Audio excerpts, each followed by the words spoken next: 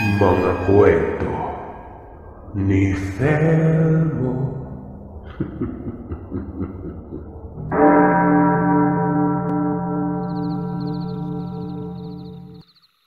Itago niyo na lamang ako sa pangalang Max, 25 taong gulang. Nangyari sa akin ang karanasan ito taong 2021. Meron kasi akong goal noon, Sir Seth, na kapag 23 na ako, dun lamang ako magkakanobyo. Sa madaling salita, NBSP ako. Taong 2020, Nobyembre, nakilala ko si Mark nang ipakilala ng kuya kong si Jun noon. Magkatrabaho sila sa isang transport agency. Mga driver sila. Naghahanap ng pahinante si Mark. Nireto ako ni Kuya Jun sa panahong yon. Nagtatrabaho kasi ako sa palengke bilang tendera. Pandemic pa noon, kaya mahirap maghanap ng trabaho. Ang sabi ni Kuya Jun, magdoble daw ang sahod ko sa palengke kung magpapahinante ako. Siyempre, kinuha ko na yung oportunidad na yon. Mahirap ang buhay lalo na pandemya. Nag-resign ako sa palengke at nagpahinante ako at hindi sa pagmamayabang. Kahit papano, maitsura ako. Morena, matangkad at mahaba ang buhok, naabot hanggang bewang. Rumarakit din ako doon bilang freelance model. Kaya hindi na ako magtataka kung magkakagusto sa akin si Mark. Nasa 29 na taong gulang noon si Mark. Sabihin na ng iba na mapanlait ako pero hindi kasi siya kagwapuan. Moreno o may kaitiman ng kanyang balat. May hindi kaaya-ayang amoy. Malaki ang mata. Matangos ang ilong pero maitim ang labi. Makapal ang kulot ng mga buhok na parang nung nakilala ko siya, talagang nagpapahiwatig talaga siya na interesado siya sa akin. Mabait naman siya sa umpisa. Kaso nung mga patapos ng Nobyembre noon, nagpaalam ako sa kanya na hindi na ako papasok dahil may photoshoot ako noon. Medyo malaki-laki din kasi ang kitaan doon, Sir Seth. Hindi siya pumayag, Sir Seth. Sabi niya, babastusin lamang akong umano ng photographer. 3 taon ko nang nakasama yung mga photographer na yun Kaya malabo ang iniisip niya. Alam mo ang sumunod na ginawa niya, Sir Seth? Inalok niya ako ng 5,000 para hindi lamang ako sumama sa photoshoot na yon. Pero kasi maliban dun sa bayad, pangarap ko rin na maging modelo kahit papano. Bata pa lamang ako, gusto ko na yon. Sa madaling salita, tinanggihan ko si Mark. Habang nasa photoshoot ako, ginugulo ako ni Mark sa chat. Tatanggalin niya umano ako sa trabaho nun. Lumalandi lamang umano ako sa mga lalaki. Pero sino ba siya, diba? Magulang ko nga hindi ako sinasabihan ng ganun Masakit magsalita si Mark. Palamura. Mainitin ang ulo. Buwan ng Disyembre, nagtapat siya ng nararamdaman niya sa akin. Gustong-gusto niya umano ako pero siyempre tumanggi ako. Sabi ba naman niya, kaya kita makuha nang hindi kita hinawakan. Siyempre tinanong ko kung paano. Sagot niya lang, basta. Hindi ko na pinansin ang sinabi niya na yon. Nagpatuloy lamang ako sa pagtatrabaho. Walang personalan. Kaso, lagi niya akong inaaway, sinisigaw sa harap ng mga staff ng transport agency. Pinagsisilosan niya lahat ng lalaki may gusto sa akin nun. Hanggang sa napuno ako. Pagbalik namin sa sasakyan, hinampas ko ng sulatan ng mga RTS yung ulo niya at natadyakan siya dahil napuno na talaga ako. Sinabihan ba naman ako ng masakit na salita, di ba? Pinahiya pa. Hindi ko naisip noon, Sir Seth, na may binabalak pala siyang masama. Nanghingi siya sa akin ng ID picture ko. Sabi niya, remembrance umano. Ewan ko ba kung bakit pero binigyan ko siya noon. Para kasi sa akin wala namang malaking issue o problema yon. Makalipas ng 1 linggo, nagtataka ako kung bakit niya kinokolekta ang mga buko na nalalaglag sa loob ng sasakyan. Nilagay sa plastic. Hindi niya diniretso sa may basurahan. Pero dahil ako na walang ka-idea sa mga ganito, hinayaan ko na lang. Hanggang sa isang araw, nagmakaawa siya sa akin na magpanggap umano ako na jowa ko siya. Dahil gusto niya umanong maranasan na magkaroon ng magandang jowa nun.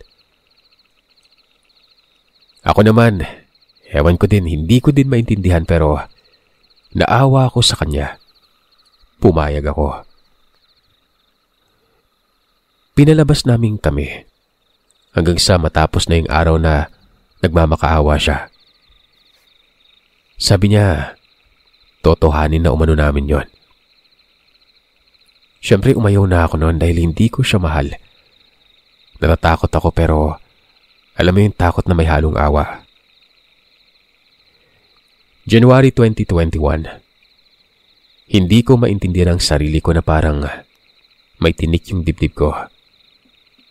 Sunod-sunuran ako kay Mark. Lahat ng sabihin niya, sinusunod ko. Yung mahaba at inaalagaan kong buhok, pinaputol ko ng pixie cut nun. Para sa lalaking Koreano para hindi na umano siya magselos. Kumaga, para hindi ako ganun ka-attractive. Isa pa sa gusto niyang layuan ko ang mga kaibigan ko na huwag umano akong sasama sa kanila. Baka sulsulan umano nila ako noon. Marso nang mapansin ko ang pangangayayat ko na sobrang tuyo ng mga balat ko. Yung buhok ko, naglalagas na. Sa parehas na buwan, hindi nagkasundo si Mark at boss namin. Nag-resign siya. Pina-resign niya rin ako noon. Wala akong nagawa, Sir Seth. Basta naisip ko noon, may ipon naman akong pera. Pinatira ko si Mark sa bahay namin dahil stay-in siya sa trabaho dahil nag-resign na nga siya noon. Hindi na siya pwedeng matulog doon. Sa amin siya pansamantalang tumira. Wala siyang pera. Ako ang gumagastos. Ni Baxter, damit, pabango, sabon. Ako rin ang nagpagawa ng motor niya. Pina-change oil ko pa. Pati rehistro ng LTO, ako ang nagbayad nun. Nung umuwi siya ng probinsya nila ay ako ang nagbigay ng panggas at allowance niya. Lagi akong umiiyak nun. Gawa ng hindi ako masaya. Lagi kaming nag-aaway nung nasa malayo siya. Ayaw niya akong palabasin. Lahat ng gagawin ko, alam niya dapat. Nasistress na rin ako noon gawa ng unti-unti nang nauubos ang ipon ko. Naubos ko sa kanya. Inaya niya ako na sumama sa kanya sa kanila. Magpakasal umano kami. Paaaralin niya umano ako noon. Nag-impake na ako noon. Nagpaalam sa mga magulang ko pero hindi sila pumayag. Baka umano patayin lamang ako noon. Alilain at kung ano-ano pa. Hindi ko pa naman umano lubos na kilala si Mark. Bakit sasama daw ako kaagad doon? Umiyak ako, Sir Seth. Parang may bumulong sa akin na huwag kang makinig sa mga magulang mo. Sumama ka na. Pero nanaig pa rin yung pakikinig ko sa kanila. Sumunod ako sa magulang ko. Nakipag-break ako sa kanya. Puro masasakit na salita ang natanggap ko sa kanya noon. May bumubulong pa sa akin na huwag siyang iwan. Magpapakamatay siya. Yun ang palaging panakot niya sa akin pag iniwan ko umano siya noon.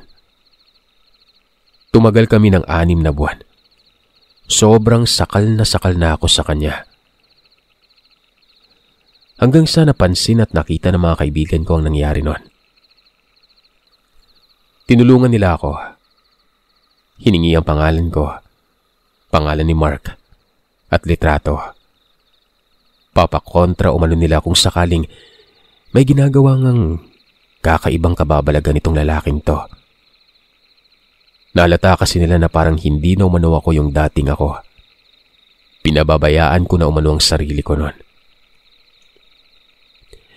Nung nag-birthday ako ay nanalangin ako na sana matanggal na yung tinik ko sa dibdib. Pumunta pa si Mark sa bahay at nagmamakaawa pero pinaalis ko na lamang siya. Sinabi ko sa kanya lahat ng hinanakit ko noon. Pati kaibigan ko, pinagseselosan niya. Pati magulang ko, kinokontra niya. Sumunod na araw, nawala na parang bula. Yung bigat na daladala ko ng matagal na panahon. Ilang araw pa siyang pabalik-balik sa bahay. Ayoko na siyang makita noon. Natatakot ako sa kanya. Doon ay natuklasan ko na ginagayuma niya ako.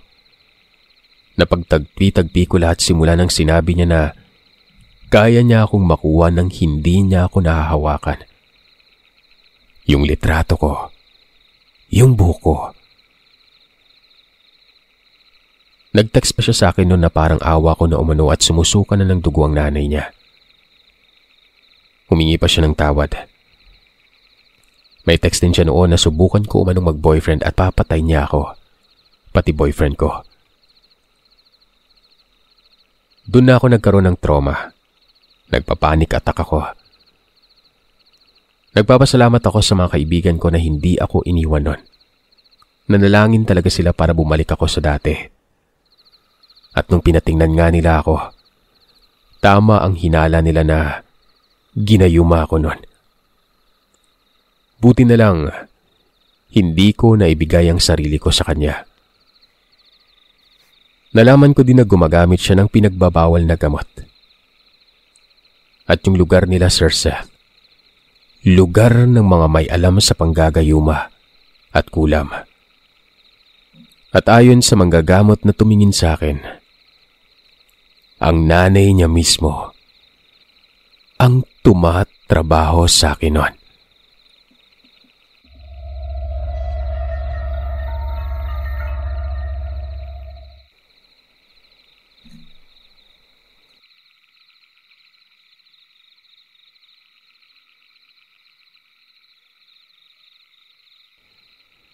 Tawagin niyo na lamang po ako sa pangalang Joy.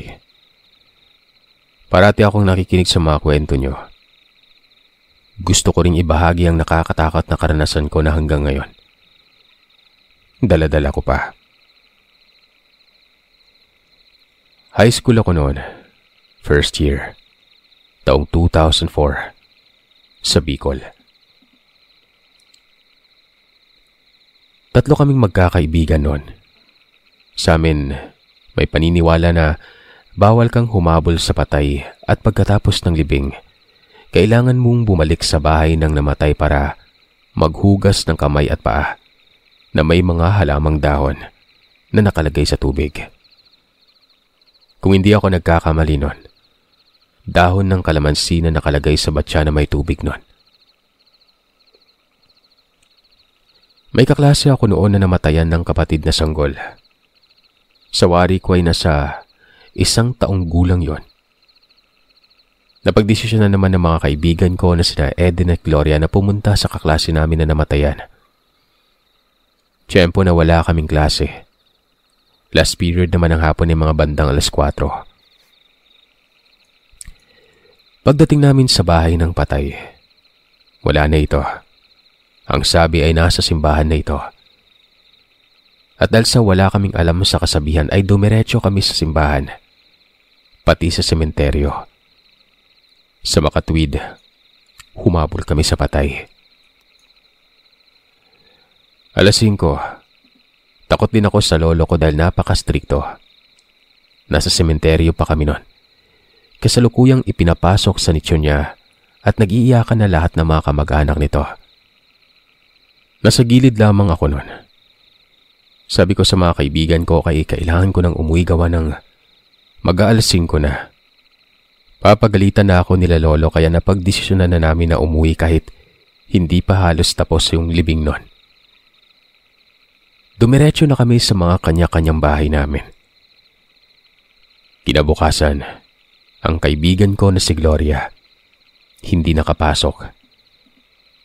Magkakalayo ang mga bahay namin nila Eden at Gloria. Ibang barangay sila. Hindi na nga nakapasok si Gloria noon. Halos 1 linggo na nang nabalitaan ko nang pumunta ang nanay niya na hindi na makakapasok umano. Gawa ng gabi-gabi, mataas ang lagnat niya. Kung ano-ano ang nakikita na para bang nagdidiliryo. Parang hindi ito makausap ng maayos kaya hindi na nga ito pinapasok at wala na kaming naging balita dito. Kay Eden naman, wala naman itong naranasan na kakaiba. Pero sa akin, mararanasan ko pa pala ang mas delikado na parte sa buhay ko. Na kung hindi malakas ang pananalig ko sa Panginoon, malamang patay na ako. Merong padasal sa amin noon. Isang prosesyon na ginagawa tuwing madaling araw. Buwan ng Mayo. Hapon pa lamang ay nagsabi na ako sa kakilala ko noon na gisingin ako pagsasama sa Aurora. 12:00 ng madaling araw noon. Magkahiwalay kami ng higaan ng kapatid ko kasi parati kami nagsisipaan. Solo ko yung katre na hinihigaan ko. Sila ate naman ay sa tapat ng bintana at magkakasama sila ng nanay ko. Kabilugan ng buwan noon. Maliwanag at tanaw mo kung may tao sa hagdan namin, malapit sa kalsada. Sa kasarapan ng tulog namin ay biglang may tumatawag sa pangalan ko. Sabi, "Joy, Joy, Joy." Yung kapatid ko na nakarinig nun, sinilip niya ito sa butas gawa ng may maliit na butas malapit sa bintana ang bahay namin. Matapos itong silipin ni ate, nagsabi ito ng, "Nay, wala namang tao sa hagdan pero may tumatawag kay Joy." Patuloy pa ito sa kakatawag, Sir Seth. "Joy, Joy, Joy." Ako, hindi ko maintindihan. Naririnig ko sila lahat. Si lolo, si ate, si nanay. Ganon din yung tumatawag sa akin na kilala ko ang boses pero sigurado akong hindi siya si Eileen. Na hinabilinan ko nagisingin ako pagdadalo sa Aurora. Pero ang ipinagtataka ko kasi, hindi ko magalaw ang katawan ko na para bang may nakadagan sa akin na mabigat. Hindi rin ako makapagsalita pero gustong gusto kong sumagot nun. Pero may pumipigil sa akin hanggang nagising si lolo at sinilip din sa butas yon. Pero ganun din. Wala din siyang nakita kaya napasabi ito na, "Nako, may ginawa tong kalokohang batang to." Dito ay sumagot si lolo sa tawag. "Anong kailangan mo kay Joy?" Bigla itong huminto sa kakatawag sa akin nun. Kasabay nun, nakagalaw ako at bigla akong bumangon. Sinabi ko sa aking ina ang nararamdaman ko. Maya-maya sa katabing bahay namin, narinig namin na may parang talon ng talon sa bubungan nila. Kitang-kita ko ang pag-alog ng bubungan pero wala namang kaming nakikitang kung ano. Pagsapit ng mga bandang 1:00, nariyan na ang prosesyon. Tila ba nakalimutan ko na ang nangyari at lumabas akong mag-isa at nakisali sa prosesyon na yon. Hanggang sa nakita ko yung taong Nagmamay-ari ng boses na tawag ng tawag sa akin noon. Meron siyang dalang bata na karga-karga. Nakatingin sa akin. Kung hindi ako nagkakamali, kaedaran ito ng kapatid ko, ng kaklase ko na namatay. Mga 1 taong gulang din ng batang yon. Tinawag ko siya.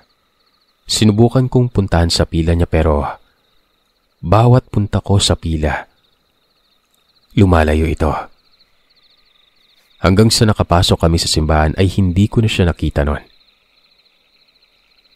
Pag-uwi ko galing sa prosesyon, nakwento ko sa lolo at nanay ko ang nakita ko. Sinabihan ako ng lolo ko na magtapat umano ako ng totoo kung ano ba ang pinagagagawa ko noon. Hindi umano maganda yung nangyari kanina sa akin, sabi ng lolo ko. Ikinuwento ko naman kay lolo ang ginawa ko na nakilibing kami ng hindi naghuhugas o bumalik sa bahay ng patay. At ang masama, humabol kami sa patay noon. Ang sabi ni lolo, kung ako daw ang nakasagot sa tawag noon, maaaring ako umano ang susunod na mamamatay. Kinaumagahan, nakita ko ang kapatid ng tumatawag sa akin. Tinanong ko siya kung saan ang kapatid niya. Gawa ng maitatanong ako sa kanya kung bakit lumalayo siya sa akin sa prosesyon noon. Ay naman sa kanya, paano man nangyari yun hindi naman siya nagpunta doon sa prosesyon. Gawa ng nilalagnat yon. Pasalamat na lamang ako dahil hindi ako pinabayaan ng mahal na Panginoon. Mula noon ay madalas na akong namamatanda o nababate. At hindi lang yon. Hanggang ngayon ay nagkakaroon ako ng sinasabing mga nakikitang hindi naman normal na dapat makita. Mabilis kong nararamdaman kung meron ba sa tabi ko o meron sa lugar na hindi natin nakikitang nilalang. Halimbawa na lang, pag merong kaluluwa sa harapan ko, nakakaramdam ako ng parang kilabot na nanglalamig ang pakiramdam ko at bumibigat ang ulo ko na parang lumalaki. Masakit sa ulo na parang masusuka ka na nahihilo. Kung nasa gilid naman ito, yung kalahati naman ng katawan ko ay parang binabad sa yelo. Namamanhid. Bumibigat ang ulo ko na para bang masakit noon.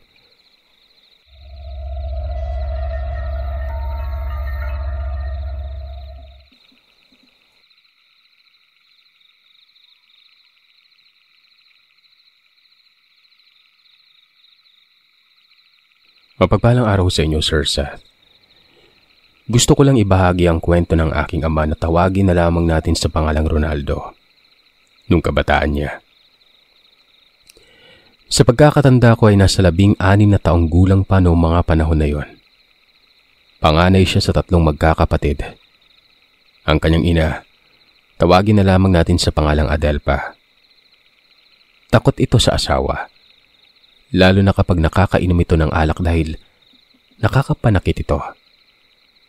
Pero kapag hindi naman umano umiinom, matino naman umano ito. Isang araw ay nagpaalam ang asawa ni Adelpa na tawagin na lamang nating Isagani. Bababa umano muna siya ng bundok para makipag-inom sa mga kaibigan. Wala namang magawa ang asawang babae kundi pumayag dahil si Isagani ang batas sa loob ng tahanan. Pagkaalis na pag-alis ng asawa, ay kinausap pa ni Adelpa ang mga anak na matulog ng maaga dahil pag-uwi ng tatay nila, lasing na naman yon. Dumating umano itong si Isagani, mga bandang 11:00 ng gabi. Mataas umano ang boses nito na animoy galit na galit. Sabi niya kay Adelpa, nabitin umano siya sa alak nun. Pumunta si Adelpa sa kwarto. Dali-dali siyang lumapit sa ama ko. Sinabihan niya ito ng magtago dahil paniyak. Hahanapin siya nito para utusan na bumili ng alak. Dali-dali namang nagtago ang aking ama sa ilalim ng papag. Nagsalita si Isagani. Nasaan si Ronaldo? Gumising ka dyan! Dali-dali namang sumagot si Adelpa na tulog na nga itong si tatay. Pinakiusapan pa nito na bukas na lamang itong mag-inom ulit. Sumagot naman itong si Isagani kung bakit ikinabukasan pa gusto niya nga uminom nun. Bitin siya. Pilit hinanap si tatay ng kanyang ama hanggang sa matagpuan siya nito sa ilalim ng papag. Hinila niya si tatay palabas nun. Pinabili ng alak. Wala namang magawa si Adelpa dahil pag pinigilan niya ito ay parehas silang masasaktan. Kaya wala na rin nagawa si tatay kundi sumunod na lamang nun. Umalis siya, bumaba ng bundok. Halos 1 oras siyang naglalakad sa kadiliman ng gabi. Sulu lamang ang daladala niya. Maayos naman ang paglalakad niya at wala siyang nararamdamang takot, kundi galit sa kanyang ama nun. Hanggang sa nakarating siya sa ibaba, naabutan niyang bukas pa ang tindahan. Kabilin-bilinan kasi ng ama ni tatay na wag siyang babalik pag walang dalang alak nun. Sabi sa kanya ng tendera ng tindahan, "Abay Ronaldo, gabing-gabi na. Pasara na kami, buti umabot ka pa. Napakatapang mong bata ka. Biruin mo, gabing-gabi na nakababa ka pa dito. Grabe talagang ama mo, ano? O siya, ito na. Umuwi ka na. Gabing-gabi na." Umuwi na nga si tatay nun. Napaisip siya na maglalakad na naman siya ng halos 1 oras pero hindi niya na yun ininda. Wala naman siya magagawa Pagod na umano siya. Habang naglalakad sa masukal na kagubatan nun, may natanaw siyang isang matanda na nakatayo doon sa daang tinatahak niya. Nakatayo ito at walang kagalaw-galaw. At habang papalapit si tatay sa kanya, may nararamdaman umano ang aking ama na kilabot sa buong katawan. Napaisip si tatay kung bakit may matanda noon ng ganong oras. Takang-taka siya umano pero mas nanaig yung takot niya sa kanyang ama. Kaya binilisan niya ang paglalakad at nang malapit na siya sa matanda, tinanong pa niya umano ito na, "Lola, gabing-gabi na. Bakit nasa labas po kayo? Saan po kayo patungo?" Hindi kumibo ang matanda. Nakatungo lamang ito. Naisip ng aking ama na baka mahina ang pandinig gawa ng matanda na nga. Nilagpasan niya ito. Pagkalagpas niya, biglang nagsalita ang matanda ng, "Bilisan mong umuwi."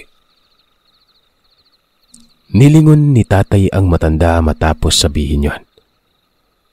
Nakatingin umano ang matanda sa kanya. Nakangisi. Numbalik ang kilabot sa buong katawan ni tatay. Inalis ni tatay ang tingin sa matanda at binilisan ng lakad nun. Nung medyo nakalayo-layo na ito, nilingon pa siya ni tatay ng makailang beses at sa paglingon niya, hindi na umano matanda ang nakita niya, kundi isang malaking baboy na itim na namumula ang mga mata.